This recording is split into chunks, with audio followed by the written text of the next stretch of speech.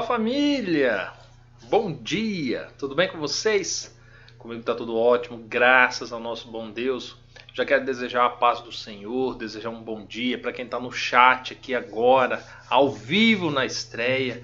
Quero desejar também um bom dia para quem está assistindo um pouquinho atrasado, boa tarde para você que não conseguiu assistir de manhã, boa noite para você que deixou agora para o seu momento de descanso. Que bom que você está aqui. Hoje nós vamos tratar de um assunto muito importante. E eu já quero começar dizendo para você que é a primeira vez que está passando aqui pelo canal, que se inscreva, faça parte da nossa família. Aqui não é somente um canal do YouTube, não. Aqui nós somos uma família. A família do Manual do Casamento. Agora, você que está aqui pela primeira vez, está vendo essa telinha aqui, não sabe o que é isso? Eu vou explicar para você.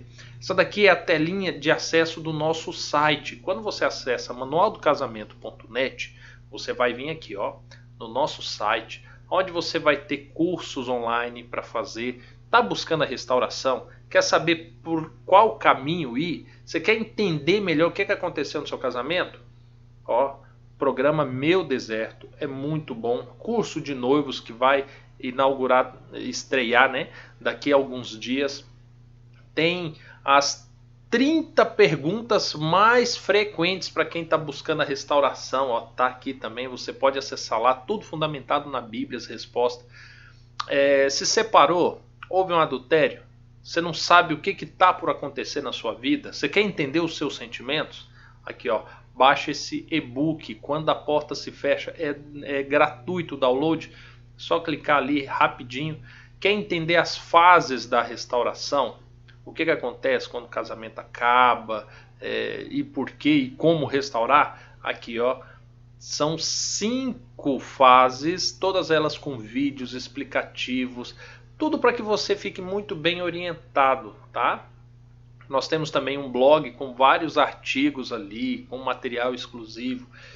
Enfim, e temos também a nossa central de atendimento, onde você pode acessar um dos nossos grupos do WhatsApp, onde você pode mandar um pedido de aconselhamento, onde você pode acessar os nossos canais de atendimento.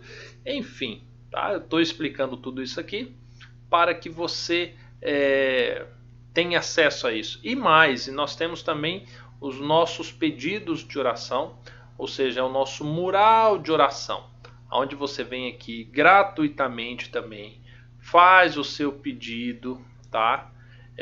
E quando você faz o seu pedido, você já aproveita e ora também por algum dos pedidos que ali estão, tá? Então vou deixar aqui, ó, paradinho aqui. Vamos deixar assim, né? Eita, assim, bacana. Para você acessar lá depois e deixar o seu pedido de oração. Para que a nossa família ore pela sua, tá bom? Família, vamos lá. O assunto de hoje, ele é um assunto que não é muito comum nos canais de restauração.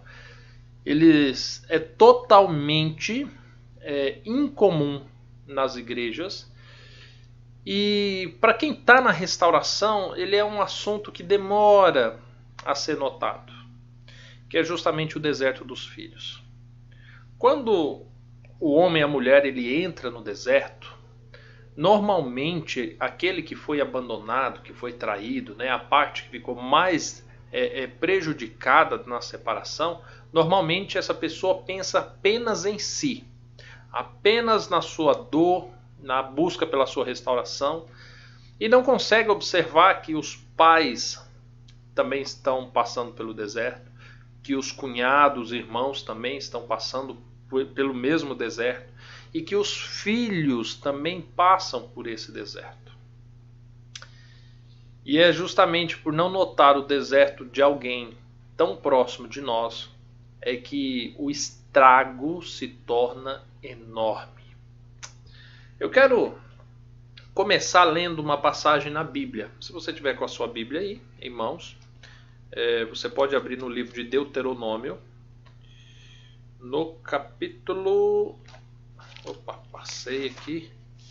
Deuteronômio, no capítulo 6. Do verso 5 ao 8, diz bem assim: Amarás o Senhor, o teu Deus, de todo o teu coração, de toda a tua alma e de toda a tua força. E essas palavras que hoje te ordeno estarão no teu coração. Tu ensinarás repetidamente a teus filhos, e delas falarás, assentado em tua casa, andando pelo caminho, deitando-te e levantando-te. Também as atarás na tua mão por sinal, e te serão por faixa na tua testa, e as escreverás nos batentes da porta da tua casa.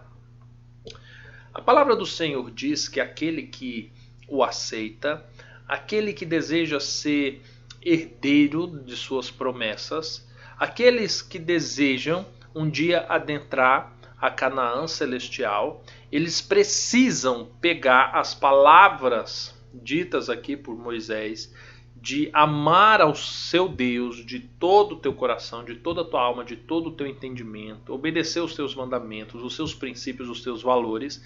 E mais do que isso, existe a responsabilidade de atar todos esses princípios nos batentes da tua porta. Ou seja, a tua família precisa ser uma pregação daquilo que você crê.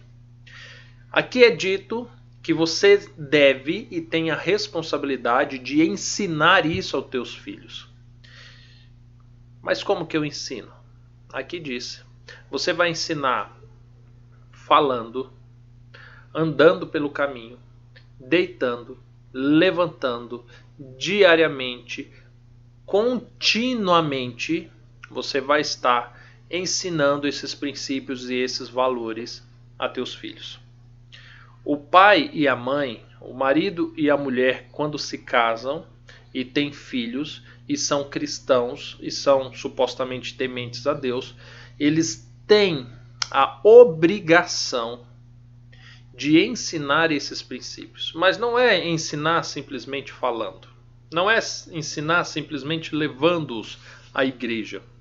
Não é simplesmente ensinar fazendo cultos matinais e na hora de dormir. Não. Mas é ensinar andando pelo caminho, ou seja, com a sua própria vida. É ensinar atando nos umbrais das portas, ou seja, são princípios instituídos dentro da família. É ensinar falando quando se deita, quando se levanta, em todos os momentos. Essa é uma responsabilidade dos pais. Por que eu comecei esse assunto do deserto dos filhos com essa passagem, com esse princípio? Porque a partir do momento em que agora você e seu marido, ou você e sua esposa, decidiram, ou não foi algo voluntário nem espontâneo, né? Mas foi arbitrado por uma das partes, mas se separaram.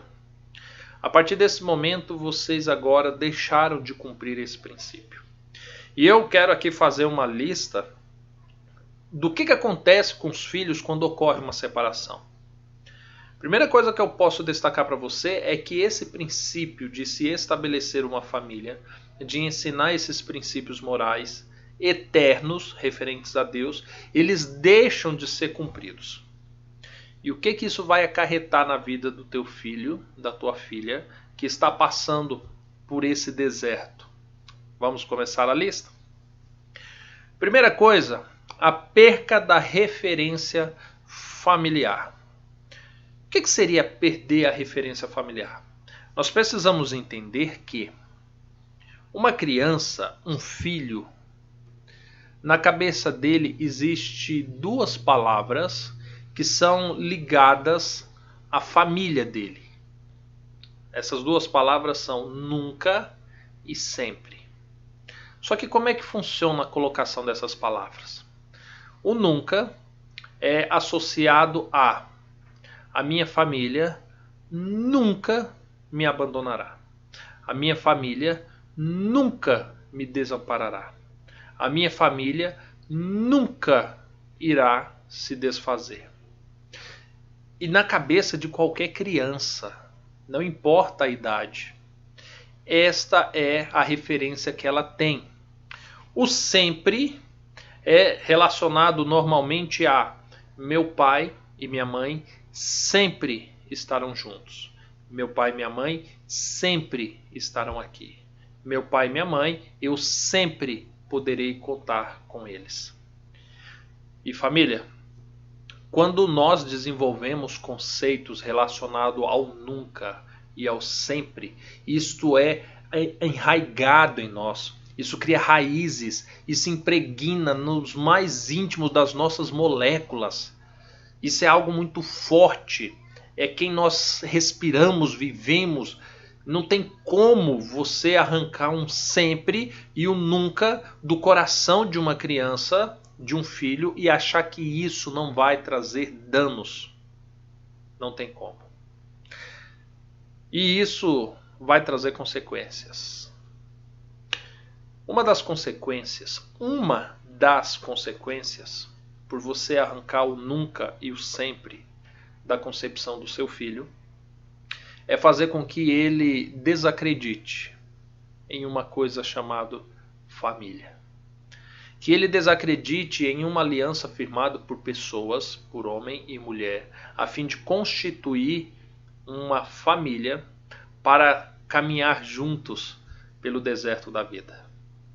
Teu filho não vai acreditar que uma mulher será capaz de fazer a promessa de passar o resto da vida com ele. Ele não será capaz de acreditar que ele seria capaz de cumprir uma promessa dessa. Entenda que para seus filhos não existem outras pessoas melhores, maiores, mais capazes do que você e o seu cônjuge, quer seja teu marido, quer seja tua esposa. Não existe. Na cabecinha da criança, do filho, não existe maior referência. E essa maior referência mostrou para eles que não se pode confiar na família. Que a família é uma instituição falha, insegura, cheia de defeitos. E que o resultado dela é sempre a dor, a morte, a separação, a mágoa. Ou seja, quando o seu filho vislumbra isso que está acontecendo, quando ele começa a desconstruir o nunca e o sempre que ele tinha como referência em sua família, isso agora o fará desacreditar na família. Eu citei apenas o primeiro ponto. Mas antes de você se preocupar e dizer assim, Diego, eu estou aterrorizada porque você só falou o primeiro ponto. Então significa que esta é a sentença para a vida do meu filho? Não necessariamente. Deus é capaz de mudar todas as histórias e todas as equações. É possível que teu filho caminhe por desertos totalmente diferentes, ou que saia desse deserto de uma maneira diferente. Mas aqui eu estou citando uma regra. Existem sim as suas exceções. Eu, particularmente, sou um filho que caminhou por esse deserto. E hoje eu tenho um ministério que cuido de famílias. Ou seja, eu diria que sou a exceção a essa regra. Mas é uma exceção muito pequena. Existem muitos que viveram o deserto dos filhos e aproveitaram para usar o deserto a fim de se fortalecer, de se edificar e de se preocupar com os outros que passam pelo deserto. Mas tem muitos filhos que ficam pelo deserto, que morrem no deserto. Outra consequência da separação é a insegurança com o futuro. Presta atenção. Teu filho ou tua filha, teus filhos, eles acreditavam que a família era algo que poderia chover, poderia ser despejado, poderia sofrer um acidente, poderia acontecer o que fosse. Mas amanhã eles estariam ali por ele. Estariam ali por ela. E não estará mais.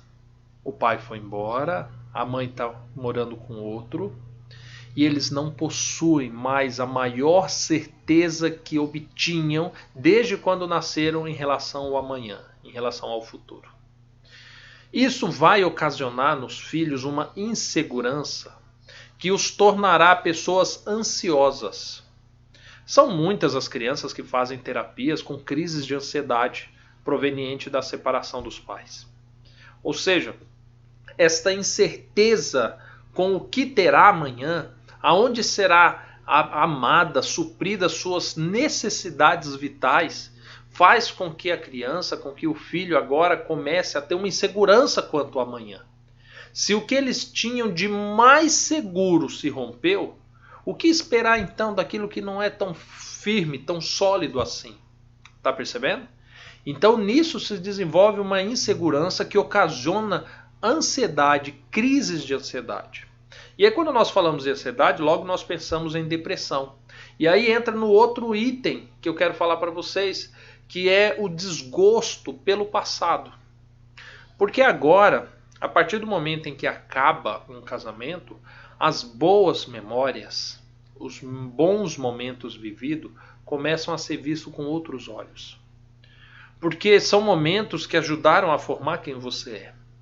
E agora você olha para esses momentos e questiona se de fato eles foram reais. Se de fato eles foram tão verdadeiros assim. Se de fato existia vida, existia referência naquilo que você viveu. Porque o início das coisas foram aquilo. E o fim das coisas agora é uma separação. E diante disso, agora com a perca do passado, agora desenvolve-se então as crises depressivas. Filhos de pais separados são muito tendenciosos a terem depressão. Porque perde-se referência futura, ganha-se um desgosto pela referência passada. Você está percebendo? E presta atenção, cada um desses itens que eu estou falando haveria mais consequências. Mas eu estou me atentando apenas nos principais pontos, tá? Para que o vídeo não fique muito extenso e que nós possamos ser mais sucintos em relação a isso. Uma outra coisa que acontece, e isto aqui é gravíssimo, é uma carência afetiva não suprida. Todo ser humano possui uma carência afetiva. Ah, Diego, meu marido não gosta de abraço. Gosta. Talvez não seja de uma pessoa que goste muito, mas ele gosta e ele precisa. Toda pessoa gosta de receber beijo, de receber carinho, de receber um cafuné. Os filhos, mais especialmente, dependem disso para ter uma boa noite de sono, para ter um bom dia na escola, para ter um bom desenvolvimento social. Precisa ser amado, precisa ser suprido isso. E agora nós estamos falando de uma pessoa que perde esta carência, que perde essa afetividade. Primeiro porque um dos pais foi embora. Então já não vai possuir aquele carinho daquele ser insubstituível, porque ele foi embora. O que ficou, normalmente está chorando, está magoado, está tão preocupado consigo que também não vai suprir essa carência. E agora nós temos uma criança, um filho, que se desenvolve com uma carência não suprida. E aí o fato de haver essa carência não suprida, por haver um trauma nas relações heterossexuais, porque a carência da mãe era suprida pelo pai, a do pai era suprido pela mãe, a dele era suprido pelo pai e pela mãe. Agora este tipo de afetividade se torna insegura, o que vai fazer com que este filho agora comece a fazer uma associação de similaridade pela afetividade que ele depende. O que vai fazer com que, se for mulher, ela sinta muito mais natural, muito mais seguro uma afetividade que seja homossexual, ou seja, que seja de alguém do mesmo sexo. Se for um homem, é natural que ele agora desenvolva o pensamento de que a afetividade mais segura é de alguém que tem experiências semelhantes e que desacredite na instituição do casamento, na família igual a ele. O que naturalmente se dará também por uma afetividade homossexual. Esse tipo de afetividade vai, de fato, afetar a sexualidade desta criança, deste filho, não porque quer, ou talvez por rebeldia, mas por uma carência emocional não suprida, que inevitavelmente fará na cabeça da criança entender que esse seria o melhor caminho, ou o único caminho, ou o caminho mais seguro. Muitas pessoas desenvolvem a homossexualidade não é pelos prazeres carnais, o desejo carnal, o desejo do sexo homossexual, mas muitas das vezes pelos benefícios. Presta atenção no que eu estou dizendo, para você não confundir. Pelos benefícios emocionais que serão supridos por essa relação homossexual. Vocês entenderam a situação? Existem casos de homossexualismo tão somente pelo desejo carnal, por distúrbios hormonais? Existem. Mas aqui nós estamos falando da homossexualidade proveniente de uma carência afetiva não suprida. Tá percebendo? Agora, pode acontecer outras coisas? Podem. Agora nós temos a prostituição. Mas espera aí. Quando eu falo em prostituição, desconstrua aquela imagem de uma mulher de biquíni na avenida principal da tua cidade às 11 horas da noite. Não é isso que eu estou falando. A Bíblia chama de prostituição o sexo realizado sem o compromisso de um matrimônio, quando o filho, ou melhor, a filha, habita dentro da casa dos pais ainda. Então agora nós estamos falando de jovens que vão se envolver emocionalmente de uma maneira tão intensa, quando isso acontecer heterossexualmente, que não irão se privar do relacionamento sexual. Ou seja, é uma busca por um prazer, por uma aceitação tão grande, que o sexo acaba se tornando o melhor caminho para se obter isso. Ou seja, agora nós estamos falando de filhos que tendem a ter relações sexuais antes do casamento. É porque não querem fazer depois do casamento? É porque eles estão preocupados? Não, é simplesmente porque não acreditam no casamento. Acreditam no prazer que o sexo oferece e da maneira que vai suprir um déficit de afetividade. E então, agora poderão se envolver sexualmente, porque o ápice do prazer sexual há de suprir, pelo menos um pouco, a dor que a carência afetiva lhe trouxe por toda a vida. Você está percebendo? Ou seja, a perca dessa afetividade vai conduzir o seu filho ou para um extremo ou para outro extremo. Volto a frisar que nós estamos falando aqui de regras. Na maioria dos casos, estatisticamente falando, nós estamos falando de números de 95 a 98% dos casos caminham por esses passos. Existem sim exceções e é possível sim minimizar esses danos. E nós vamos ver isso mais adiante, tá bom? Esse daqui é delicado. Mágoa profunda e culpabilidade. A separação de pai e mãe traz isso nos filhos. Agora aqui é interessante porque, dependendo da forma com que ocorreu a separação, o filho ele pode se sentir o causador da separação. Porque existem muitos pais que no momento da raiva, no momento de uma discussão, é capaz de dizer assim: olha, nosso filho foi um erro. Nosso filho não foi planejado. Olha, desde quando nosso filho nasceu. Está percebendo? Ou dizendo: você só se preocupa com o nosso filho. São frases que fazem com que a criança pense assim: poxa, a culpa é minha. Existe uma análise que é feita e agora essa culpa é transferida para o pai ou para a mãe. E na cabeça da criança ele diz: a culpa é do meu pai, a culpa é da minha mãe. Não importa o entendimento da criança em perceber que em um casamento que se acaba, ambos possuem responsabilidade.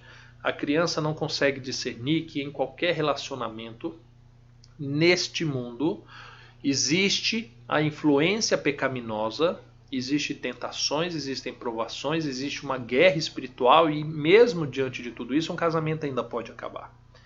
Mas agora essa criança imatura ainda, inocente para a vida, agora ela culpa alguém. O casamento era bom, a família era boa, a família acabou. Alguém é culpado por isso. É o marido que foi embora? É o pai que foi embora? Foi a mãe que mandou o pai embora? Ou será que foi o filho que trouxe um transtorno para a rotina familiar? Lidar com essa mágoa e com essa culpa ocasiona agora eu já não citei mas eu citei 3 situações. A primeira situação é o vício. Essa pessoa ela precisa lidar com a culpa. E a forma mais intuitiva que o ser humano usa para lidar com a culpa é a compensação. Diante da dor, da vergonha, eu preciso fazer algo que não me faça meditar nisso. Então agora é natural que eu me engaje em vícios, quer seja uma pessoa viciada no trabalho, quer trabalhar das 5 da manhã às 10, 11 horas da noite, sabe? Viciado. Eu quero trabalhar, tem que estar com a cabeça ocupada. Quer seja uma pessoa viciada em videogames, em filmes, em futebol, em atividades físicas, em academia, não importa. Agora aqui eu já não estou falando de um hábito saudável que você tenha, mas eu estou falando de uma busca incessante de um hábito saudável, ainda que seja, para suprir ou para ignorar uma culpa que a pessoa lida. Isso acarreta dependência química, porque muitas das vezes tão somente o ato de você se ocupar para suprimir essa culpa não é o suficiente. E você precisa quimicamente abafar esse sentimento. E aí você pode fazer isso por meio do álcool, por meio do tabagismo, por meio de outras drogas ilícitas. Você faz isso por meio de bebidas fortes, ou você pode fazer isso comendo muito. Você está percebendo? Ou seja, agora você tem um dependente químico, que ele se torna dependente químico não por rebeldia, mas por uma necessidade hormonal, química, para suprir um sentimento de culpa que afeta não só o emocional dele, mas afeta o corpo dele. E agora, mais uma vez, nós temos o aspecto da homossexualidade. Tá percebendo? Agora, quando eu falo do aspecto da homossexualidade, é principalmente quando o filho ele culpa o término da família pelas atitudes do pai ou da mãe que seja o sexo oposto ao dele. Por exemplo, uma filha que via o pai bater na mãe, agredir a mãe, gritar com a mãe, ou bater nela, ou abusar dela, esta filha ela vai desenvolver um mecanismo de defesa tão aguçado que ela vai acreditar que todo e qualquer homem faria isso com ela. E aí, voltando àquele princípio da carência afetiva não suprida, agora ela vai achar segurança em alguém que sente a dor dela, que é vulnerável igual a ela, e aí, naturalmente, vai optar então por um relacionamento homossexual. Quer seja agora por ter segurança na sexualidade, quer seja por essa questão emocional, por não conseguir lidar com a culpa, não conseguir confiar no sexo oposto, pelo dano causado pelo marido, né? Ou pelo pai ou pela mãe.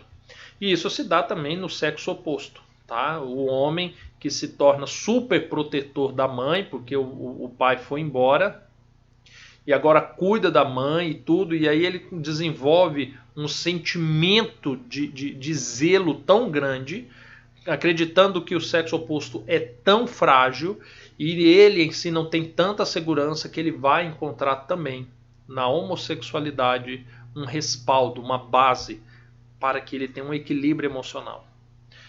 Quando eu falo a respeito disso, se porventura é a primeira vez que você está ouvindo esse assunto, talvez você olhe e ache que seja um absurdo. Mas eu peço para você, que é pai, mãe, que o filho está no deserto já há alguns anos e que você está vendo esses sintomas acontecendo na vida do seu filho, eu peço por gentileza, relate o seu caso aqui, do seu filho, da sua filha, aqui no chat ou nos comentários. Coloque. Porque há pais que ainda não abriram os olhos para isso. E eu preciso agora da sua ajuda. Eu preciso que você testemunhe aqui e fale, olha, realmente, o meu filho, ele sentiu isso, ele desenvolveu isso, meu filho está com esse comportamento, sabe? Para que os pais que olham e pensam assim, não, são crianças, sabe? Eles aprendem, para que eles olhem e vejam o que vai levar a essa separação. Família, existe uma outra coisa que ocorre, que é um sentimento de impossibilidade de resolução de problema. O que seria isso? Os filhos são incapazes de resolver o problema dos seus pais. Os filhos não são capazes de fazer o pai voltar, não são capazes de fazer com que a mãe abandone o adultério. Os filhos não são capazes de reunir a sua família, de apagar as mágoas, de fazer com que o perdão se desenvolva entre pai e mãe. Eles são, infelizmente, incapazes de fazer isso. E esse sentimento de impossibilidade de resolver esse problema vai acarretar algumas coisas na vida dele, nas perspectivas deles de vida. Por exemplo, como você está lidando com uma situação, um problema, que não foi nem você que escolheu, você caiu naquele problema, né? Eu estou falando para você, filho, agora. Você caiu naquele problema, você simplesmente um dia acordou e seu pai foi embora, sua mãe foi embora, e você estava ali. O problema chegou até você, te afetou, mas você não pode fazer nada para mudar isso. O que isso vai acarretar na sua vida? Primeira coisa, insegurança. O filho, quando percebe a sua impossibilidade de resolver o maior problema de sua vida, ele se torna uma pessoa insegura. Peraí, se eu não sou capaz de resolver um problema da minha família, eu vou ser capaz de resolver qual problema? E agora tende a ser uma pessoa insegura. Uma pessoa que precisa da aprovação dos outros, que precisa estar sempre sendo elogiado, sabe? Mostrando que sim, está no caminho certo, está fazendo as coisas certas. Você se torna uma pessoa insegura e se torna uma pessoa com baixa autoestima. Baixa autoestima. Porque acredita que, no fundo, ele não é tão capaz assim de qualquer coisa. Tá percebendo? Penúltima característica que eu vou citar. A perca da referência espiritual. Lembra o verso que lemos em Deuteronômio 6? Se perdeu tudo. Agora, essa criança, esse filho, ele se torna incrédulo a todas as promessas que ele ouvia o pastor dizendo na igreja, quando ele estava sentado do lado do pai e da mãe. Agora ele começa a desenvolver dúvidas. Por que Deus fez isso? Por que Deus destruiu a minha família? Por que Deus não respondeu ou não ouviu a oração da minha mãe? Por que Deus está deixando meu pai passar por isso? Nós não éramos certinhos, nós não fazíamos tudo conforme Deus pediu, e é esta a recompensa que Deus dá. Agora essa criança começa a se tornar incrédula, e ela começa a ter dúvidas, e sabe o que é o pior disso tudo? Só isso daqui já é muito ruim. Mas existe uma coisa ainda pior.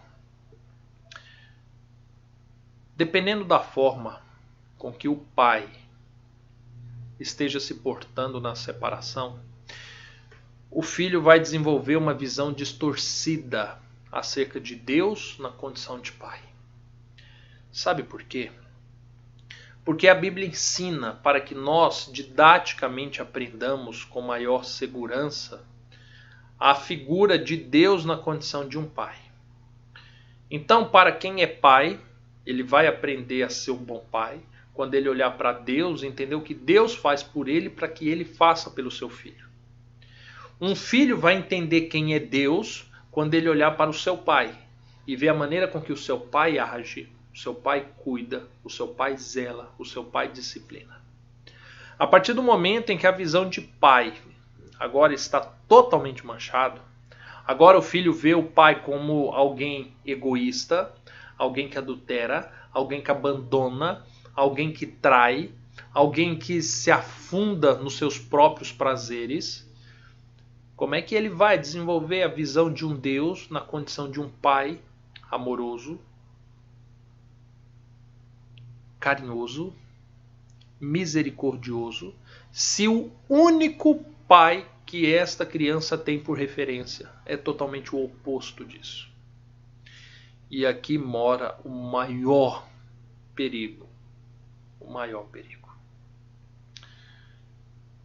Agora eu quero terminar falando a respeito de Êxodo 20, verso 5, que diz assim: agora é Deus se posicionando em relação a tudo isso. E Deus fala assim: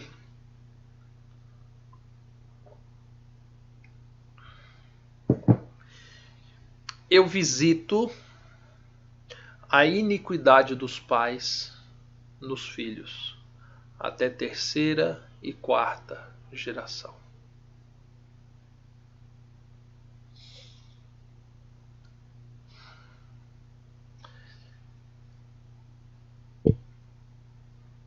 Nesse momento, a gente percebe o quanto é destrutivo uma separação. Porque agora nós estamos falando praticamente de uma maldição que recai sobre os filhos. Que é Deus olhando a iniquidade dos pais, em cada um buscando o seu próprio interesse, não preocupado com a reputação da família, não preocupado com o nome de Cristo que essa família pregava, não preocupado com a formação de uma sociedade piedosa, não preocupada com o compromisso que eles fizeram de ficar juntos, tão apenas preocupado com seus próprios prazeres, que Deus olha para essa iniquidade e vai visitar naquilo que eles têm de melhor. Se você parar para pensar, em um determinado momento você pode pensar assim: Diego, eu não acredito nisso. Essa parte da Bíblia eu não acredito. Eu não acredito que Deus seria capaz de visitar a minha iniquidade, a iniquidade minha e do meu esposo, nos meus filhos. A palavra do Senhor diz que os filhos são presentes de Deus. A palavra do Senhor diz que você tinha a obrigação de cuidar e educar seus filhos. Deus te deu os filhos. E você menosprezou isso. Você desprezou isso. Ou seu marido desprezou isso. Hoje eu consigo enxergar como praticamente natural Deus visitar a iniquidade dos pais nos filhos como uma forma dos pais perceberem que Deus é Deus, que casamento é algo sério. Deste modo, nós entendemos que os filhos acabam sendo visitados por Deus como que naturalmente. Eu citei várias características psicológicas, sociais, emocionais que uma criança passa, que um filho passa proveniente da separação. A impressão que temos é que enquanto o pai e a mãe vivem na iniquidade, o filho sofre o dano sem poder pedir socorro a ninguém. A ninguém.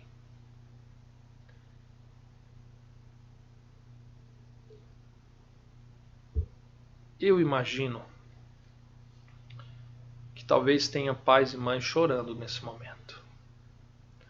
Parece que você começou a sua quinta-feira sob uma perspectiva e de repente o seu mundo está desabando agora. Porque você viu que o seu deserto não trata só de você e do seu marido. E talvez o sentimento que agora está tomando formas no seu coração é: Diego, como que eu faço para que a minha iniquidade do meu marido ou da minha esposa não seja recaída sobre o meu filho. Sabe como? Peça perdão a Deus pela tua iniquidade. A palavra do Senhor diz que Ele visita a iniquidade dos pais nos filhos, até terceira e quarta geração. Uma das formas para resolver essa equação é, se não houver iniquidade para que Deus visite, então isso não chegará aos teus filhos. Para não haver iniquidade, é necessário que você confesse a Deus, que você se arrependa e abandone todo e qualquer comportamento iníquo que você possa ter, principalmente referente ao teu casamento. A palavra do Senhor diz que Deus visita a iniquidade dos pais nos filhos até terceira e quarta geração. Mas Ele faz misericórdia até 1000 gerações daquele que o ama, que o obedece, que o teme. Da mesma forma que Deus o adverte, te sacode hoje para que você enxergue a dimensão do estrago que essa separação está causando, e principalmente na vida do teu filho, que é o assunto de hoje tratado, Deus também complementa dizendo assim que Ele pode trazer uma cura, um bálsamo muito maior do que a iniquidade que Ele trará. Muito maior. Desde que este problema da iniquidade seja resolvido. Desde que os seus pecados sejam confessados ao Senhor. Desde que agora você pare de preocupar com o teu sentimento.